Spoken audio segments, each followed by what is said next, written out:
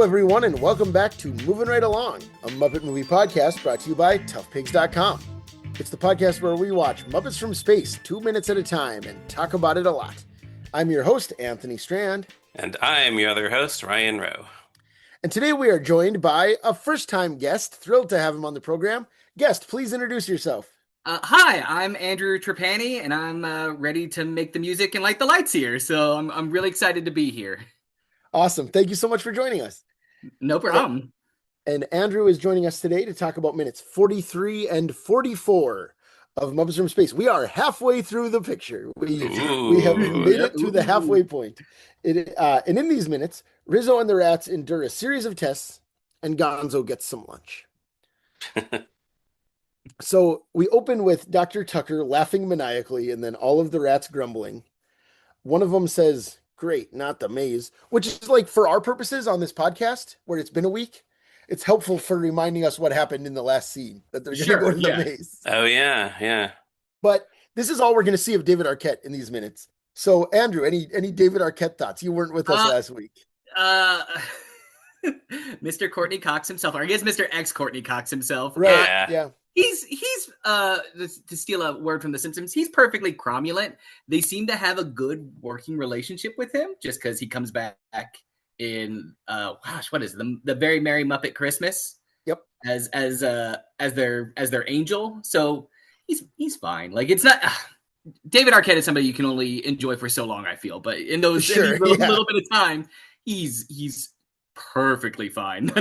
No complaints, but no, like, we could easily substitute anybody else for this guy. This is a pretty weak cameo when it comes to Muppets, I would say.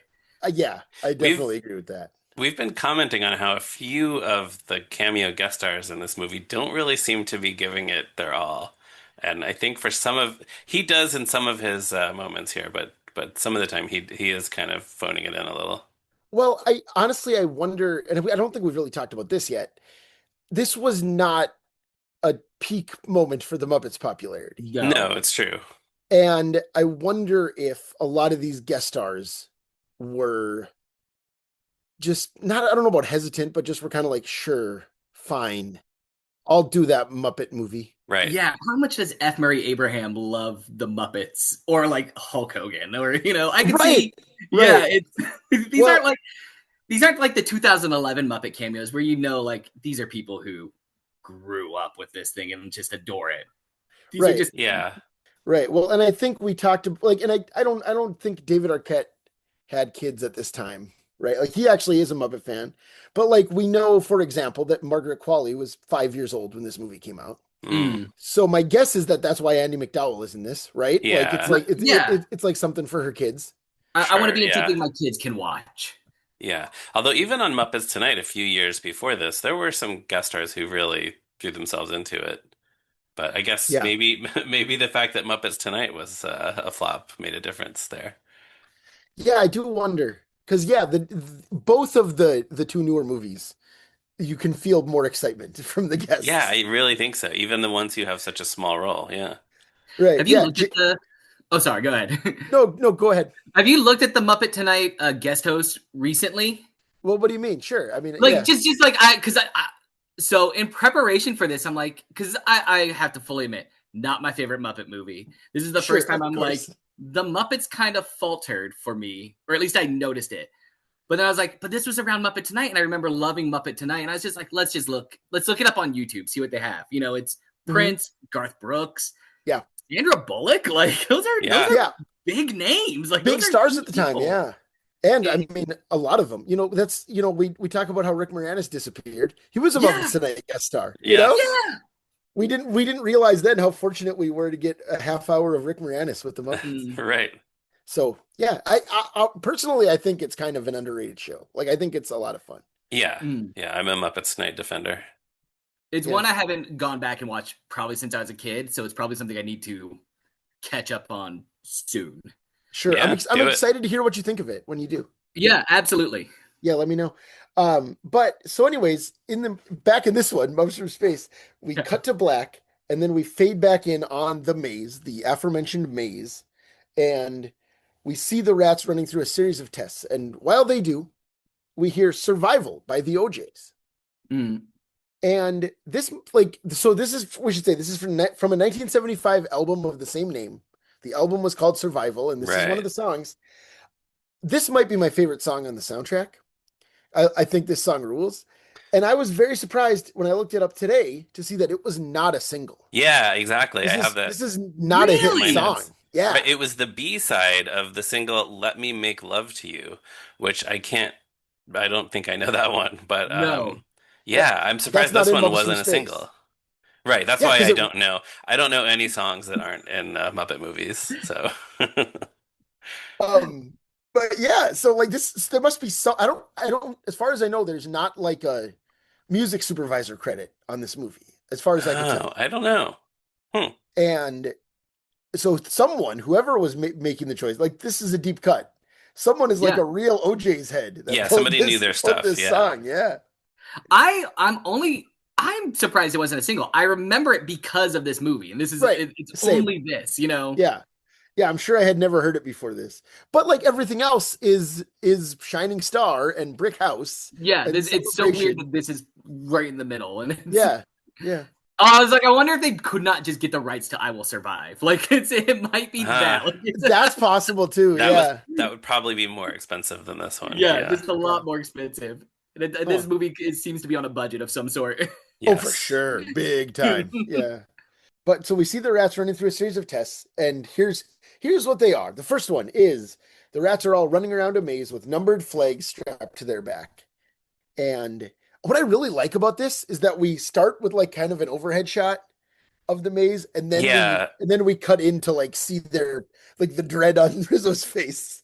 Yeah, I Mm, like that we see the flags running around the maze before we see the rats. That looks Yeah, yeah. cool.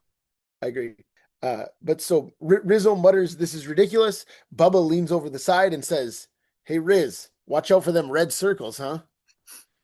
And then, of course, as we all know, Rizzo says, "Oh yeah, what's wrong with the red circle?" And then he steps on one and gets blown to the other side of the maze. Yeah.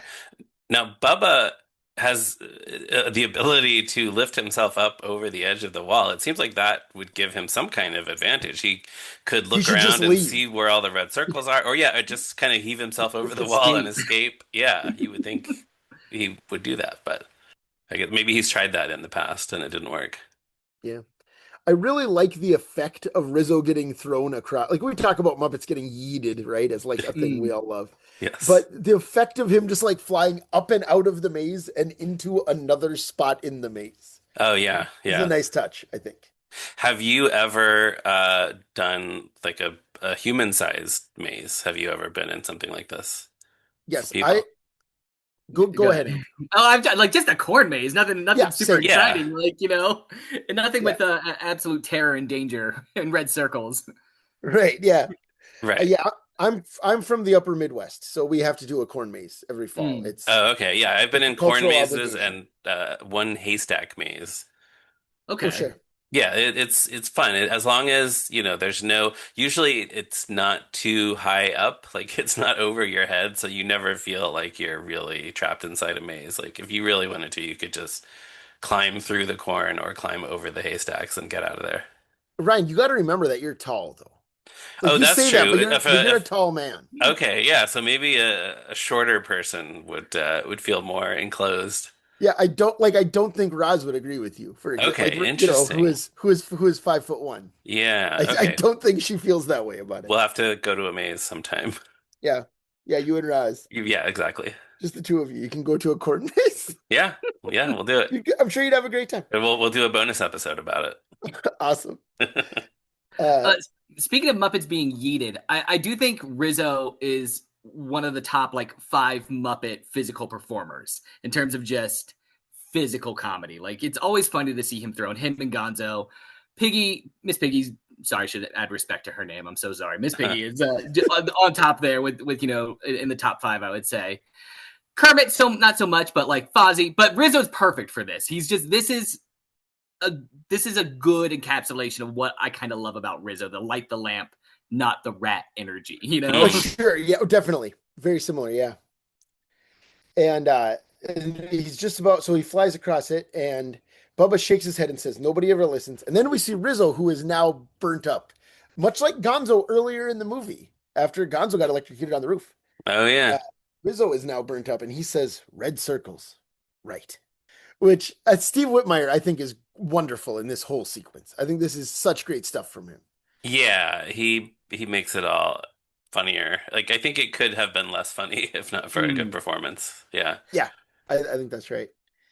And so Rizzo next, number two, Rizzo is sitting at a table with two scientists observing him, two extra scientists who have no lines. Once again, not David Arquette. Yeah. No. And on his left is a block of cheese labeled cheddar cheese, and on his right is a glass with a straw in it. I think that's actually my view. Anyways, on one side is cheese, on the other side is a glass labeled rat poison with a skull and crossbones on it. Yes, and it looks like a mixed drink. Like it looks good actually. Yeah, a good cocktail. It Right. does, With a yeah. little umbrella in it. And it's blue. It looks a little bit like the blue milk from Star Wars. Oh, yeah, I guess so. And then Rizzo says, "Now let me see. Cheese, rat poison. Cheese, rat poison." And talking about the good physical performance from Steve, Rizzo then goes, "Duh," and does this like shake, just like shakes his entire body as he goes, "Duh." Yeah. And that's what I think is great. I think that's what really makes it sing, is the like physical, just like Yeah, you're right. flailing his body as, like with confidence, as he's just like, I got nothing to worry about. Yeah. But what do you guys think? I'm crazy or something? This is a no-brainer. And then as he goes for the cheese, a big boxing glove pops out from the cheese side and knocks him out of frame. Yes. Which I love think, a good boxing glove gag. yeah, it's so fun. It's like one of those boxing gloves on like what do you call it? Like an extendable. Yeah, an extender. It's on thing. the, On an it's extender, something you would see in Roger Rabbit. Right. It's a classic cartoon. It's very cartoony. Yeah. And this doesn't seem like the previous experiment does seem like something that maybe they would do with animals in a lab, give them electric shocks to try to change their behavior. I don't think there are any labs anywhere where they're doing experiments where they punch animals with a giant boxing glove. But it makes it funny because we're not expecting it to be something like this. Right. You would think it'd be another electric shock, but it's so much. It's a good gag. Right. Yeah. Yeah, you basically expect it to be the electric shock thing from Ghostbusters, right? Like, yeah, it could be that. Yeah. Or the red circles again.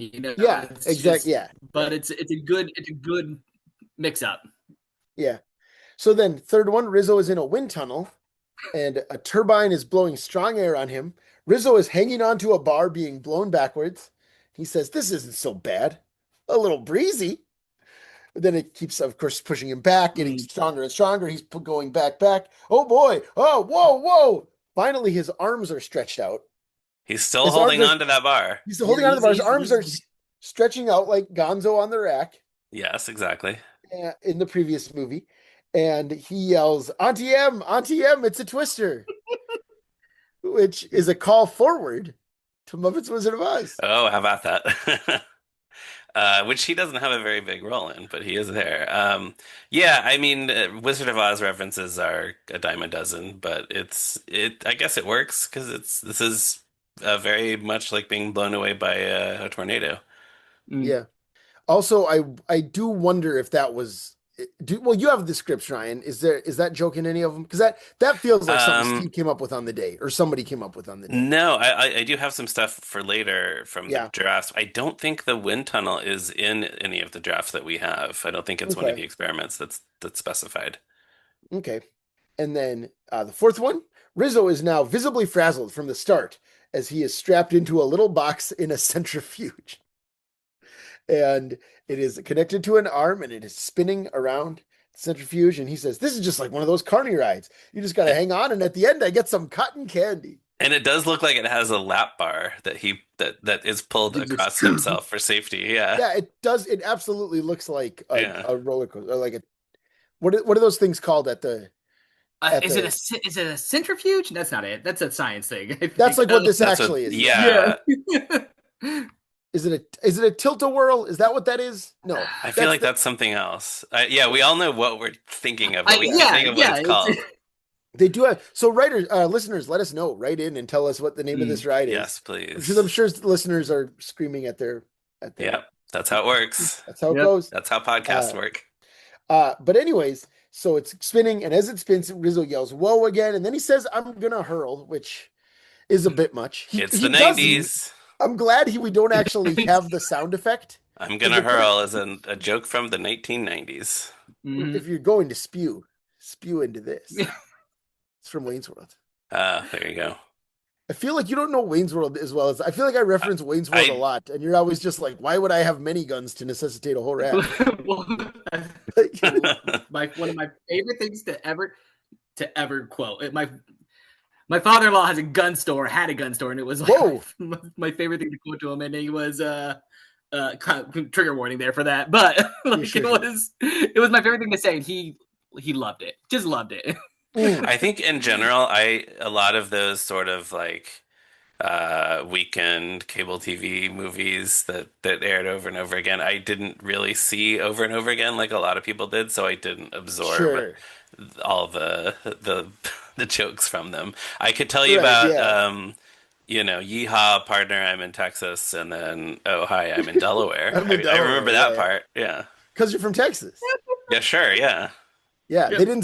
They didn't say North Dakota, which could have been the Delaware punchline, right? But I guess so. I don't know what else you do with it, right? Just yeah, I don't know. Huh.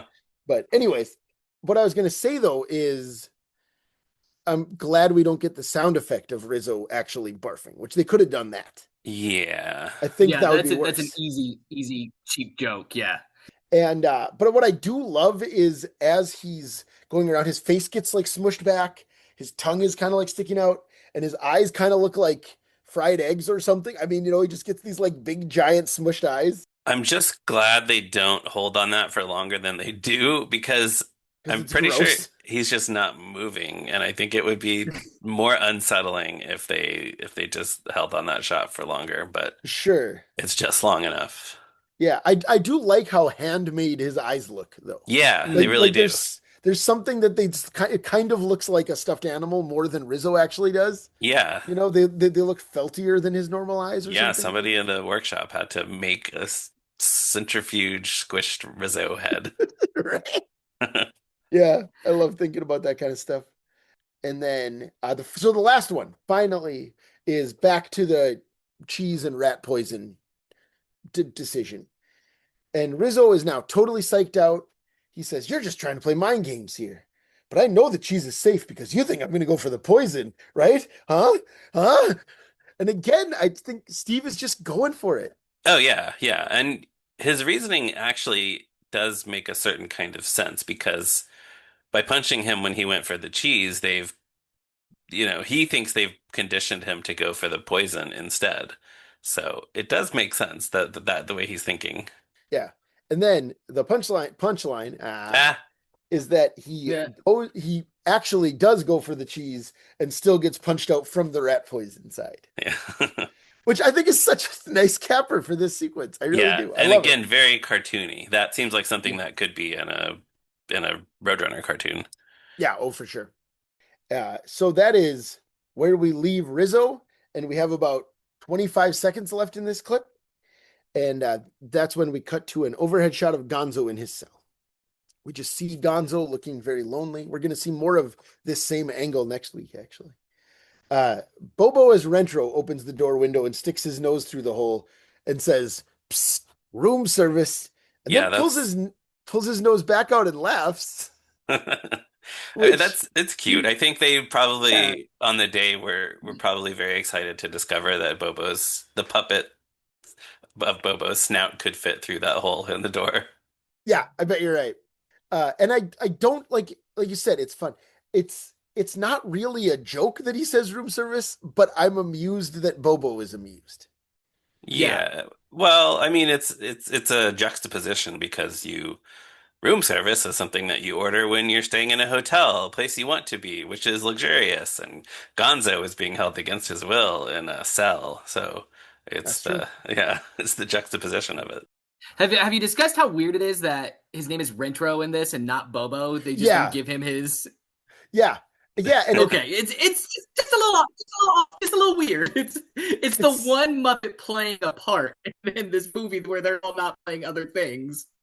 Right. Yeah. And we talked about how, Ryan, you said there was some interview clip, right? Or Something where Yeah, they I talked about couldn't him track that being, down again, but it was going to be a villain, so they didn't want him to seem like a villain or something, right? right, they didn't want it to just be Bobo the Sweet Bear from Muppets Tonight, so it's Bobo as a more Right. a more nefarious character, I guess. Although he doesn't turn out to be. Yeah, and he's still basically a sweetheart the whole No, Yeah. time. just lovable idiot. Just that's Right. he is the entire time. It's not ever. It's not. He's never villainous. It's never. You're never worried about Bobo causing anyone in this movie harm. It's Right. just a goofball who just so happens to be working for the wrong people. Yeah.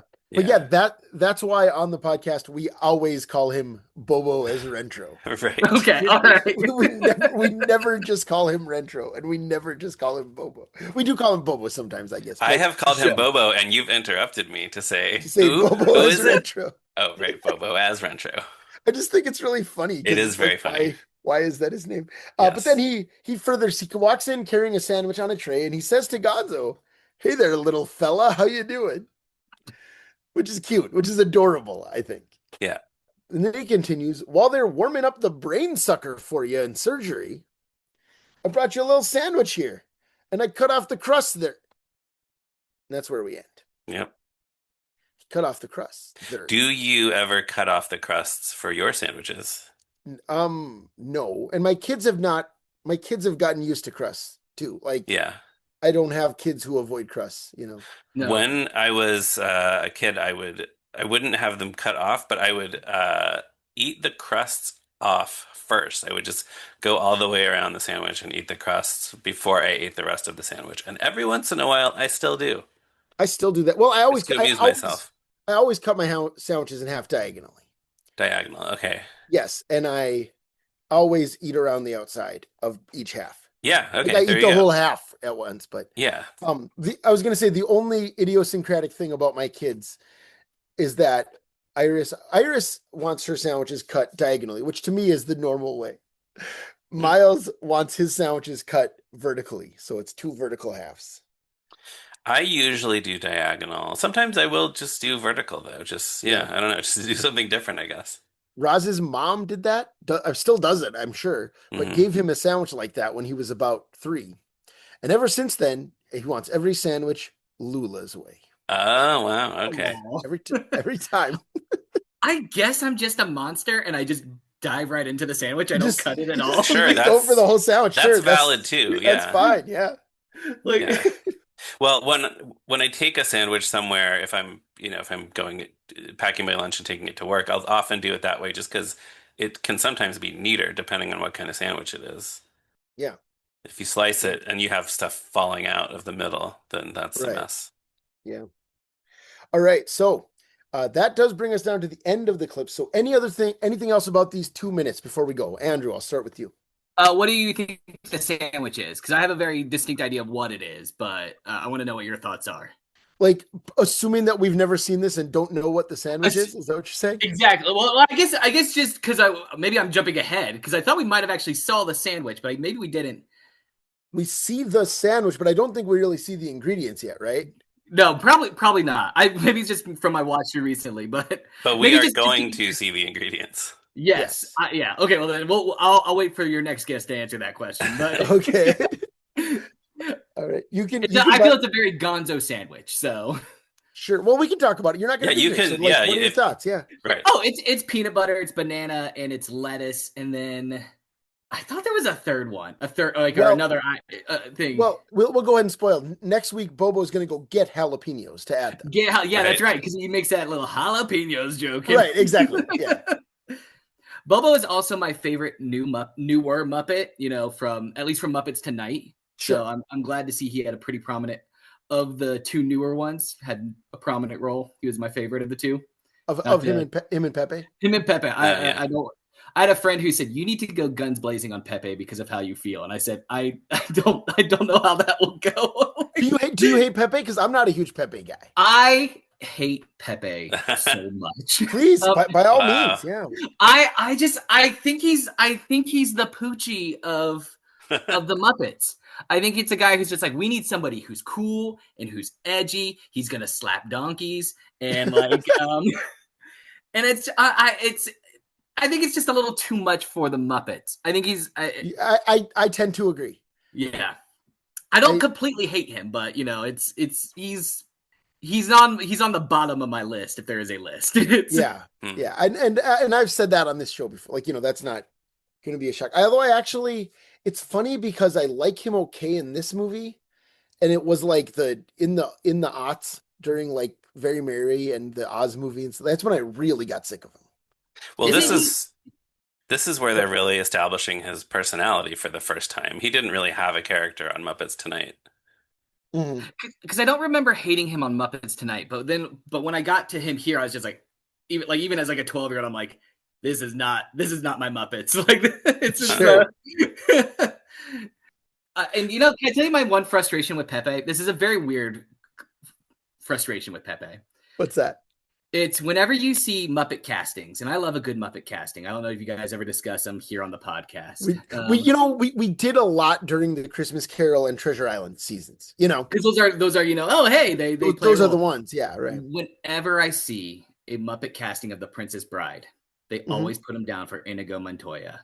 And I'm just like, that's too much role for Pepe. That's too much Pepe. Like, it's just because of the Spanish accent. It's because of the accent, yeah. It's the accent. When my hot take is Gonzo is the perfect Inigo Montoya, but that is a different podcast. Sure. Yeah. No, he'd be better. I mean, he's more soulful. Yeah. Right. Yeah. But yeah, all right. Thank you, Ryan. What else did you have about the two? A couple of screenplay draft things so this is in the 22797 draft of the screenplay, and I think in the other ones that we have, the stuff is also still held over. There are some different experiments that the lab workers are doing on the rats. It specifically notes that the lab workers are testing the effects of space travel on rats, which is not what we hear in the movie. They actually refer specifically to it being medical testing in the movie. So at some point they decided, no, this is not space travel testing. There's a rat experiment in the draft called Effects of Airlessness, in which the rats are all under a bell jar, holding their breaths with their cheeks puffed out, and they all turn blue and fall down gasping. Now that is pretty sadistic without being very funny. So yeah. I'm glad we didn't see that here in the movie. Then there's another experiment called Effects of Heat and Cold. And the stage directions describe rats wearing fur coats inside an oven, and then swimming in water with large blocks of ice. So I that would have been okay, I guess, but yeah, I don't know. We don't need it. And then at the end of the sequence in the screenplay drafts, a lab worker says brightly, "That ends that run. We'll do it again after lunch." So, yeah, that's what I got. All right. I mean, that's something. It's something. Yeah. It happened. I mean, it didn't happen. I guess it puts a little bit more of a button on it than what we have here. But it's, they really didn't need anything else after the second boxing glove. That's the thing. I think it's a nice button. Yeah. All right. So before we go, Andrew, we ask all of our guests this season 2 questions. And the first one is, what is your history with Muppets from Space? I was 12 when this came out. I did not see this in theaters. I saw Christmas Carol and Muppet Treasure Island in theaters. This one, I was a little too cool for the Muppets, I felt like, but still couldn't deny that part of me. Yeah. So I remember I watched it like almost in secret. Like my dad, who loves Muppets like I do,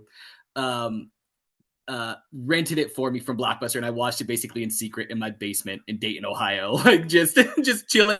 So I watched it in my basement at home, and I might have just felt like I was too cool for it. Like it was the first cracks I saw in the Muppets. I felt like, at least for me, when you love something, you kind of have to take cracks and all. Is how I feel about it, Sure. It combines with another memory of my dad buying Kermit Swamp Years, where it's like, oh, I am really, maybe this is not for me. And I was just, obviously I named my son after Jim Henson. It turned out to be the wrong thing. I turned out I course corrected, but Muppets from Space was it's the line from Arrested Development. It's like, I love all my children equally, but I don't care for Muppets from Space. Right. There you go. It's that to a certain degree. That's it. Yeah. Did you ask the second question? I can't remember. No, I felt like I went on a rant there, and I'm so sorry. Didn't ask it yet. No, that's okay. That's okay.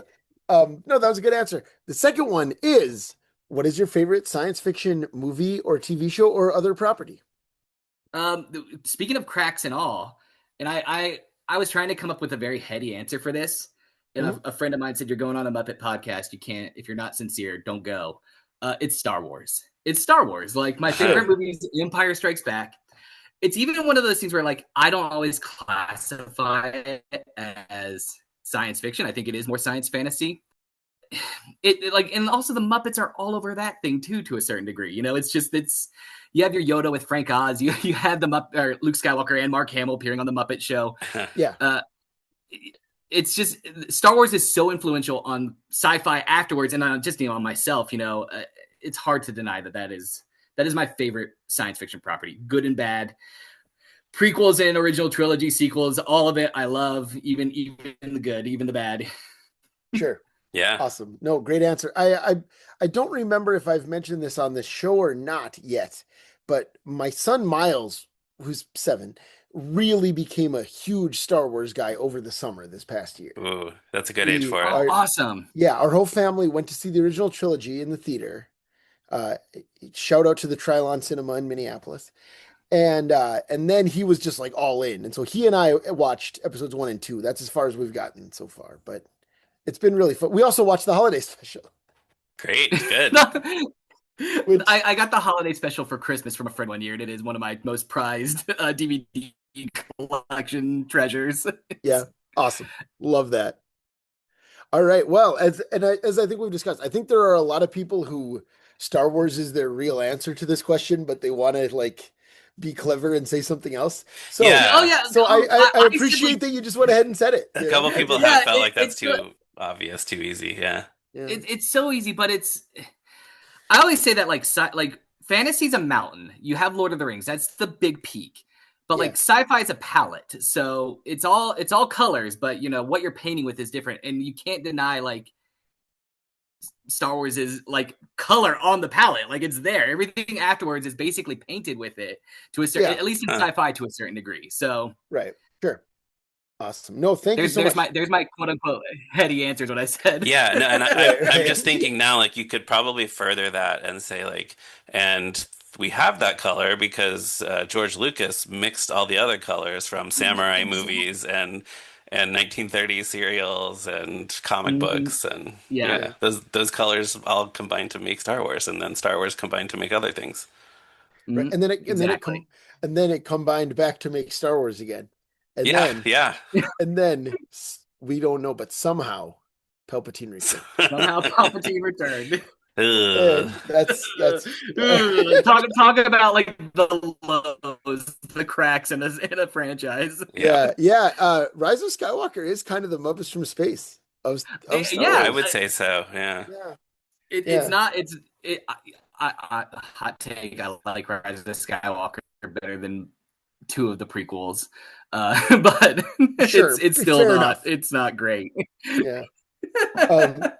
But anyways, we could probably talk about this all night, but we should probably cut it off there. Yeah. Thank you so much for joining us, Andrew. No, thank you for having me. I love doing this. Ryan, it's great to meet you. Like, yes, you too. And listeners, thank you for checking out toughpigs.com on the internet, Facebook, Blue Sky, Instagram. We're all over the place. You can become a patron of ours on Patreon. You can email us at movingrightalong@toughpigs.com to tell us that you also enjoy Babu Frick.